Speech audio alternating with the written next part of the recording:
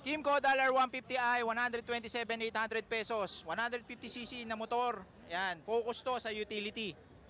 Kung mapapansin nyo na kagad, ibang-iba yung looks niya. Bali yung gulong niya sa unahan is 12 inches and then sa likod naman is 10 inches. Dito lang talaga bumagay yung 10-inch na gulong sa likod. Air-cooled na 150cc, dual shock.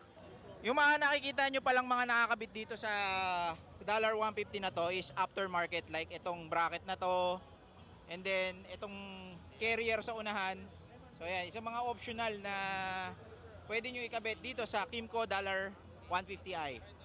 Isa sa mga picture nito yung naaangat yung upuan. So yan, angat natin. Yan o, ganda. Naangat yung upuan para pwede mong iusog yung box mo sa harap para mas maging stable lalo yung motor.